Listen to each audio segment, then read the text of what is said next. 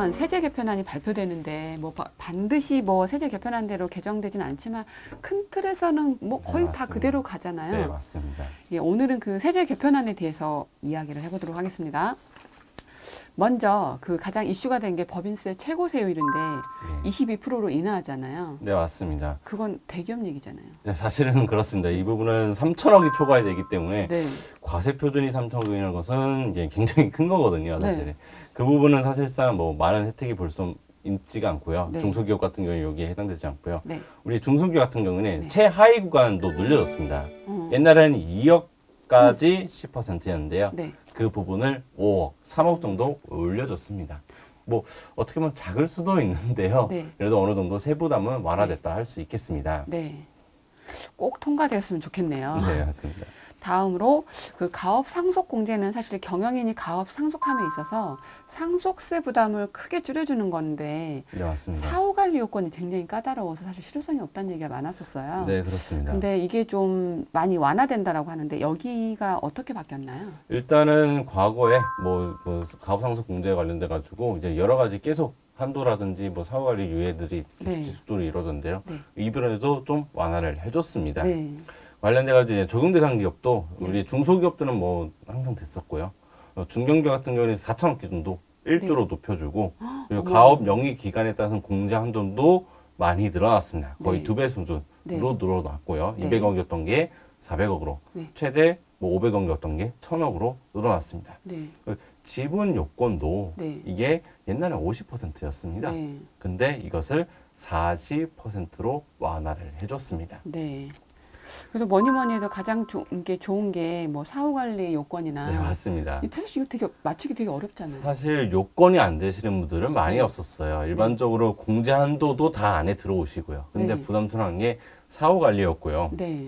그 부분이 7년 동안 유지했던 것을 네. 5년으로 획기적으로 줄였고요. 네. 그리고 업종 변경 쳐서 뭔가 이제 자녀분들이라든지 승계를 받고 나서 또는 이제 기업 경영 환경이 변하면서 업종을 바꾸는 경우도 있을 수 있는데 그게 증분류 내에서 지금은 대분류로 폭넓게 바뀌었습니다. 네. 그리고 고용 유지 요건도 원래는 매년마다 판단하는 기준이 있었는데 그 부분을 어떻게 보면 완화를 해가지고요. 네. 5년 통산 90%로 완화가 되었습니다. 네. 그리고 자산 처분에 있어서도 옛날에는 20% 이상 처분하면은 추징이 들어왔는데 네. 2배로 올려서 40%까지 팔아도 따로 추징이 들어오지 않겠다라고 완화가 됐습니다. 네. 우리나라는 상속세가 지금 50%잖아요. 네, 그렇습니다. OECD 국가 중에서 일본 다음으로 좀 높은데 네, 맞습니다. 뭐 명문 장수 기업으로 가기 위해서 이 정도 요건은 솔직히 지켜야 되지 않나요? 네, 그렇습니다. 네. 이게 꼭 좀 제발 실행이 됐으면 좋을 것 같네요.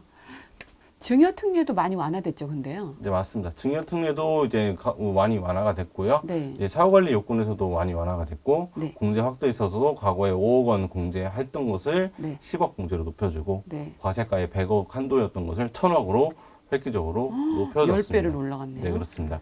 그리고 좀 이거는 좀 어떻게 보면 이제 좀 제재 사항일 수도 있는데 네. 원래는 증여 받으시고 5년 이내 대표이사가 되셔야 되는데 이렇게 완화를 해준 대신 3년으로 바뀌었습니다. 그리고 제가 좀 놓친 게 있는데요. 네. 사후관리 개정 요건은 현재 안으로는 옛날에 지금 사후관리 하고 계신 분들 있잖아요. 기존 거. 네, 거기도 적용된다고 지금 나와 있습니다. 물론 이제 개정까지 봐야겠지만 네. 그러면은 지금 앞으로 하실 뿐만 아니고 네. 개정 사항은 지금 예전에 해가지고 관리하고 계시는 분들도 네. 혜택을 보실 수가 있습니다. 사후 관리 요건에 한해서는 네, 이제 맞습니다. 바뀐 규정으로 인해서 요거 이제 바꿔준다는 거잖아요. 네, 맞습니다. 통과될 현재는 것 그렇게 같으세요? 이 부분은 여야 할 것 없이 완화를 외치고 있어서 아. 이 부분 통과될 가능성이 상당적으로 높다고 개인적으로 생각합니다. 네, 다른 세제 개편은 알아보도록 할게요. 그 삼성이 뭐 상속세 재원 마련 때문에 뭐 수천억을 신용대출 받았다는 거 뭐 언론에서 많이들 보셨을 텐데 네, 맞습니다. 이게 사망일로부터 6개월 이내에 이거 세금을 내야 되니까 사실 그게 문제가 돼서 그러는 거잖아요. 네, 맞습니다. 네. 이게 뭐 연부연납 제도라든지 네. 뭐 분납이라든지 이런 걸 하더라도 네. 상당히 이제 부담스럽거든요. 네. 대부분의 이제 자산들이 현금 부자거나 뭐 금융재산 부자면은 뭐 없어요. 이걸 처분하고 하시는데 대부분은 부동산 네. 아니면은 사업체에 묶여 있는 돈이 재산가액을 상속세로 내기 때문에 네. 유동성이 현저히 떨어집니다. 네. 그런데 뭐 연부 연납으로도 좀 힘들고 네. 그래가지고 네. 과거에 뭐 중소기업 대표님을 대상 설문조사했었는데 네. 납부유예 제도 관련된 걸 여쭤봤나 봐요. 아. 근데 그게 반응이 괜찮아가지고 네. 그것 때문인지 몰라도 이번에 납부유예 제도라는 것이 신설이 되었습니다. 아, 증여세도 마찬가지로 해주는 거죠? 네, 맞습니다. 네. 근데 이게 장점이라고 하면 단점이 있는데요. 일 수도 있는데요. 네. 담보를 제공해야 된다는 점. 아. 또 사후 관리가 아예 없다는 점. 그래서 뭐 단점일 수도 있는데요. 네. 이 사후 관리 같은 경우는 가업 상속 공제라든지 증여 특례보다는 완화가 되어 있고, 네. 그리고 한도가 없습니다. 현재까지 한도가 또 기간도 없습니다. 내가 이런 관련된 사업을 폐지하거나 네. 뭐 내가 죽을 때 다시 상속이 일어날 때 내도록 돼 있어가지고요. 네. 그거에 대해서 뭐 유예 기간이 사실상 어느 정도 조절할 수 있다. 네. 그 정도 있고요. 물론 이자가 부과가 됩니다. 몇 프로를? 지금 현재는 1.2%입니다. 지금 대출 금리가 굉장히 높고 있죠. 거의 뭐 근데 조금 더 가면 10%까지 갈 것 같은데. 네, 이런 추세로는 물론 얘도 개정을 하겠지만은 네. 얘네가 사실 이 이자율이 네. 자기들이 국세청에서 반납해야 될 때 이자를 붙이는 것도 연결이 돼 있어가지고요. 보통은 많이 올라도 제가 봤을 때는 한 뭐 2%, 3% 정도로 움직이지 않겠나. 시중 대출 받는 것보다는 유리하다 할 수 있겠습니다. 정부가 고용증대 세액공제를 중심으로 고용 관련 흩어져 있는 세액공제를 이번에 좀 통합해서 신설을 했더라고요. 네, 맞습니다. 그 유사제들 통합하고 뭐 지원 체계를 뭐 일원화한다는 개념인 것 같던데요. 네, 맞습니다. 과거에 작년에 핵심이었을 겁니다. 아마 네. 투자 관련된 공제를 이렇게 통합투자 세액 공제를 한 군데 뭉쳐놨거든요. 기억나요? 네. 네, 그렇습니다. 뭐 자기들 뭐 행정관리 차원에서 그렇고 해석상의 이유도 그렇고 네. 통합을 했는데 그거 마찬가지로 고용증대도 네. 통합을 했습니다. 지금 크게 고용증대 관련돼 가지고 고용증대 세액공제, 사회보험료 세액공제 이게 가장 많죠. 네. 그리고 뭐 많이는 있진 않지만요. 경력 단절 여서, 네. 뭐 정규직 전환, 네. 육아휴직 복귀자에 대해서도 세액공제를 해오고 있던 그 5가지를 네. 한 군데로 통합을 했습니다. 네. 그래서 이제 뭐 공제를 보면요. 이제 예전에는 과거 공제료 같은 경우는 총 급여액의 몇 퍼센트 이런 식으로 공제 들어갔던 부분도 있고 네. 뭐 고용증대 같은 경우는 정액으로 뭐 1,300만 원 이런 식으로 공제됐던 것을 네. 이번에 통합하면서 아예 1인당 정액으로 정해놨습니다. 네. 그래서 뭐 특별한 경우에는 추가 공제 한 식으로 바뀌었고요. 네. 그러면은 억울하신 분들도 있을 겁니다, 사실은. 네. 그 부분에 대해서 그러면은 과거 5개로 쪼개져 있을 때랑 네. 통합으로 할 때랑 비교를 할 수 있도록 선택 규정을 나왔습니다. 아. 2024년까지. 그러면은 23년하고 24년 2년에 한해서 둘 중에 높은 걸로 고르면 네, 돼요. 맞습니다. 내가 따로 계산했을 때 네. 이번에 신설되는 통합이랑 규정했을 때 유리한 걸로 선택할 수 있도록 되어 있습니다. 네. 다음에 퇴직소득세 한번 여쭤볼게요. 이게 거의 뭐 한 32년 만에 바뀐 거예요. 네, 거의 뭐 맞습니다. 이렇게 완화 정책은 별로 안 펼치거든요. 네, 그렇습니다. 그 퇴직자들한테 되게 희소식인 것 같은데 이 부분에 대한 설명을 좀 해주시겠어요? 원래 이제 퇴직 소득을 계산할 때 근속용수에 따라서 공제를 해주는 부분이 있었습니다. 그렇죠. 그 부분이 예전에 이제 5년 이하일 때는 뭐 매년당 30만 원.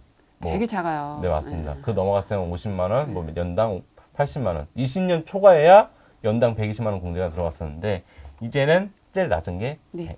100만 원입니다. 네. 5년 이하 근무를 해도 5년 이하 근무했으면 500만 원 공제를 해주겠다는 겁니다. 네. 그리고 200만 원, 50만 원이었던 게 네. 80만 원이었던 게 250만 원, 120만 음. 원이었던 게 300만 원. 매년 공제율이 좀 높아졌습니다. 네.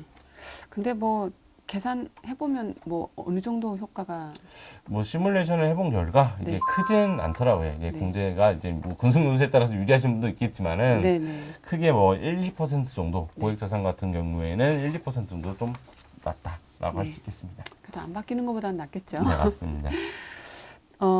국세청이 기존 시스템으로는 그 가상자산 거래 자료 수집과 관리가 어렵다 보니까 네. 이번에 또 2년 또 유예를 했더라고요. 네, 유예됐습니다. 그래서 뭐 가상자산하고요. 네. 우리 금융투자 소득세가 뭐 주식이라든지 각종 금융상품 통합해서 과세되는 제도도 네. 일단 다시 유예를 해서 원래 내년 시행이 예정인데 네. 2025년으로 넘어갔습니다. 야, 일단은 안심을 해도 되는 것 같네요. 네, 그렇습니다. 예. 그다음에 그 소득세 과표 구간이 하위 구간을 조정한다고 하는데 네, 맞습니다. 소득세 과표 구간은 저소득층 감소는 크고 또 고소득자 혜택이 좀 집중되어 있다면 과표 구간 논쟁이 좀 이 부분이 좀 말이 많잖아요. 네, 그렇습니다.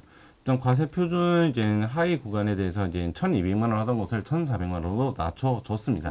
그리고 1,200만 원, 4,600만 원 구간이 4,400에서 네. 5천만 원 이하 되었고요. 네. 아무래도 이 구간에 있으신 분들은 혜택을 받아 보시겠죠, 확실하게. 네네. 근데 이제 가끔가다 오해하시는 게 네. 과세 표준이 연봉이다. 네. 각종 이제 인터넷에서 막 이런 얘기를 하면서 아, 내 연봉 5천만 원인데 야, 이거 별로 혜택도 없네 이러는데 네. 이건 과세 표준입니다. 아, 필요 연봉 경비. 다 빼고 네. 근로소득공제 다 빠져가지고 과세 표준 거의 7천만 원 되려면은 연봉이 거의 8천, 9천 원 돼야 됩니다.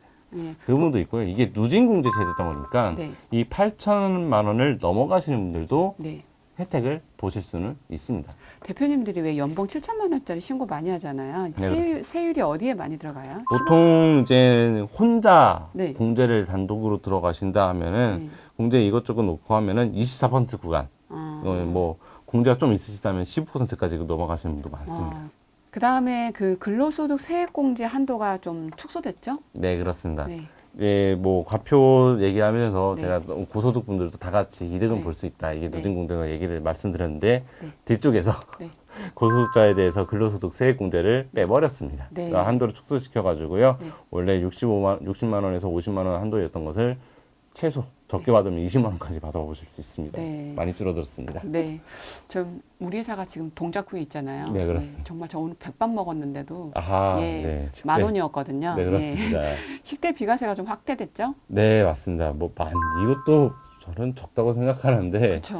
월 20만 원으로 2배로 10만 원 늘려줬습니다. 네. 뭐, 생각보다 크지는 않을 것 같고요. 네. 그래도 뭐 기분은 좋습니다. 뭐, 그래도. 네, 안 받는 것보다는 나으니까. 그 다음에 그 연금계좌 세제 혜택도 확대됐죠? 네네. 요것도 이제 확대를 하면서 좀 심플하게 바꿨습니다. 이제 원래 총 급여에 따라서 이제 퇴직연금, 연금저축 뭐 이것을 안분해가지고 300만 원, 400만 원, 400만 원, 300만 원 이렇게 쪼개놨었는데 네. 그 부분을 좀 확대를 통합을 해가지고 이제 900만 원 그리고 퇴직연금 같은 경우에는 600만 원 해가지고 한도를 높이면서 급여에 따른 구분성을 줄였고요. 네. 그렇다고 해서 공제율이 예전엔 달랐어요. 네. 근데 공제율은 유지가 되었고요.